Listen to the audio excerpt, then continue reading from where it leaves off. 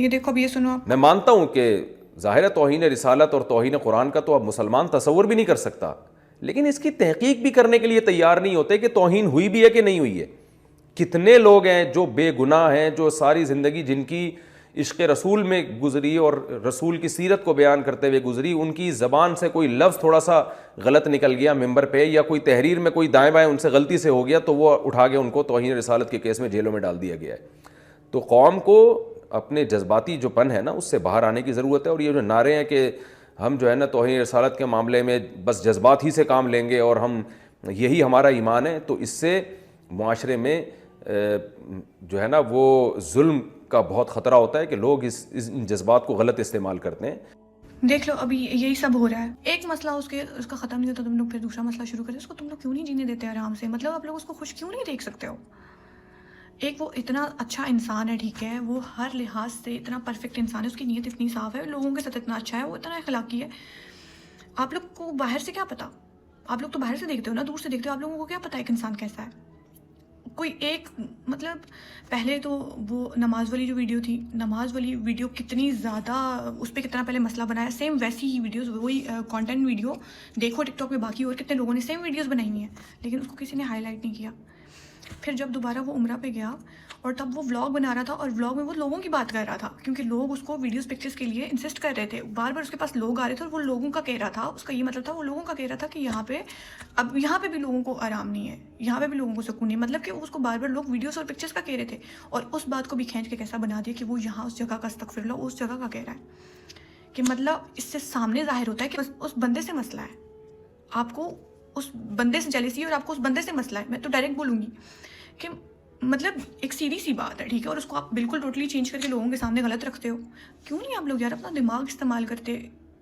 کیوں اس کے ساتھ دشمنی بنائی ہوئی ہے؟ ایک بات ختم نہیں ہوتی دوسری بات. پھر وہ شیئر والی جو بات تھی، اس کی کوئی اس کو کسی نے گفٹ کیا اور پھر اس پہ کیس ہو گیا. اس کی کیا غلطی؟ وہ جا کے اس نے خود خرید کے لے کر آیا تھا. وہ اس سے صاف ظاہر ہوتا ہے کہ جان بوجھ کے لوگ اس کو تنگ کر رہے ہیں، جان بوجھ کے لوگ اس پہ الزام لگا رہے ہیں، اس کو بالکل جینے ہی نہیں دے رہے ہیں. یار پلیز مطلب تھوڑا یہ سوچو کہ وہ صرف ایک ہے گھر میں، مطلب وہ ایک بیٹا ہے، وہ صرف ایک بیٹا، اور وہ بھی مطلب ہیرا ہے.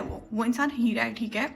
اور اس کے گھر والوں پہ کیا گزری، اس کے ماما بابا پہ یار کیا اس پہ کیا گزری ہوگی. اور پھر باقی لوگ جو اس سے اتنا پیار کرتے ہیں، اتنی دنیا اس سے پیار کرتی ہے، وہ لوگ کتنے پریشان ہیں. مطلب کیسے آپ لوگ ایک انسان کے اتنے زیادہ دشمن بن سکتے ہو یار؟ مطلب کہ کیسے؟ اور ابھی جو آج مطلب ابھی جو یہ 295C والا ہے، یہ سب مجھے اپنی پوری زندگی میں خود ابھی پتہ چلا، اور اس کی کوئی بھی ایسی رانگ انٹینشنز نہیں تھی، اور اس نے اس کی معافی بھی مانگ لی. تو اللہ معاف کرنے والا ہے. وہ کہتے ہیں نا کہ انسان معاف نہیں کرتا لیکن اللہ معاف کر لیتا ہے. تو ابھی بھی وہی والا سین ہے صاحب، وہی سب چل رہا ہے کہ مطلب اس نے 2 دفعہ معافی بھی مانگ رہی ہے، قرآن پہ ہاتھ رکھ کے اس نے معافی مانگ لی ہے. اور ایون وہ جو اس نے غلط کیا ہی نہیں ہے. 295C اس پہ جھوٹا کیس ہے، کوئی اس نے ایسا کچھ کیا ہوا بھی نہیں، وہ بھی اس پہ جھوٹا کیس ہے. وہ اس نے وہاں پہ بھی کچھ نہیں کیا ہوا، چل اس پہ بھی اس نے معافی مانگی، اس کے منہ سے ایک بات نکل گئی، اس پہ اس نے معافی مانگ لی. اور اس کی کوئی رانگ انٹینشن تھی کیونکہ اس کو پتہ ہی نہیں ہے وہ کیا ہے. جیسے ہم لوگوں کو پتہ ہی نہیں تھا کہ یہ کیا ہے، ہمیں خود ابھی جا کے پتہ چلا. تو اسٹل اس پہ کیونکہ بات نیت کی ہوتی ہے نا. آپ جان بوجھ کے کام، آپ کو ایک چیز پتہ بھی ہو اور آپ جان بوجھ کے پھر بھی وہ والا کام کرو، جان بوجھ کے آپ ایسا کچھ غلط کر رہے ہو، تو پھر وہ غلط ہوتا ہے. معافی بھی مانگ لیا، وہ اس کے اور اللہ کا معاملہ ہے. اللہ نے چلو اگر سپوز اللہ نے اس کو معاف کر دیا ہوا ہے، یا چلو اس کو اور اللہ کا معاملہ ہے، اللہ کی نظر میں وہ ٹھیک ہے، صاف ہے. لیکن آپ لوگ اپنے چکر میں اس کو لوگوں کو اس کے خلاف اور زیادہ کر رہے ہو، اس کے خلاف ویڈیوز بنا رہے ہو، اور اس سے اس کو اتنی زیادہ ٹینشن ہو رہی ہوگی، یا وہ پریشان ہو رہے، اس کے گھر والے پریشان ہو، تو کون پھر گناہ گار کون ہوگا؟ اللہ کی نظر میں تو وہ کلیئر ہوگا. لیکن باقی لوگ جو لوگ یہ سب کہہ رہے ہیں، وہ یہ سن لو ابھی. لوگ معافی نہیں دیتے، لوگ درگزر ہی نہیں کرتے. انسانوں سے غلطیاں ہو جاتی ہیں، لیکن اگر کسی نے توبہ کر لی، اور صحیح حدیث میں موجود ہے، نبی پاک علیہ السلام نے فرمایا اگر کبھی کسی بندے سے کوئی گناہ ہو گیا پھر اس نے توبہ کر لی، اگر کسی نے اس بندے کو دوبارہ وہ گناہ یاد کرایا تو اللہ تعالیٰ اس بندے کو یاد کرانے والے کو سزا دے گا، مرنے سے پہلے پہلے اسے بھی اس گناہ میں مبتلا کر دے گا. ٹاپک ایک اتنا سینسیٹیو ٹاپک ہے کہ استغفر اللہ، ہم اس پہ بات نہیں کر سکتے. لیکن جو سب ہو رہا ہے وہ غلط ہو رہا ہے، کیونکہ رجب انوسینٹ ہے، اس کی انٹینشنز رانگ نہیں تھیں، اس کو کوئی آئیڈیا نہیں تھا، اس کو کچھ بھی پتہ نہیں تھا. لوگ اس کو اتنا فالو کرتے ہیں، اس کے 6 ملین فالوورز ہیں، تو سوچو کیا وہ ایسا جان بوجھ کے کرے گا؟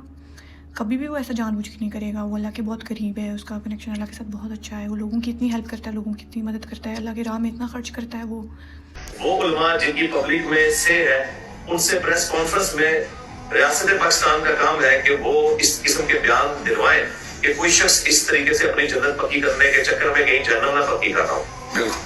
بالکل آپ بجا فرما رہے ہیں، اور اس سوال کا مقصد یہ ہے کہ کسی پہ بھی کوئی الزام لگا کے خدا را اس کی زندگی کے ساتھ اس طرح سے ظلم مت کیجیے. بندہ بولے بھی کیا، بندہ بات بھی کیا کرے.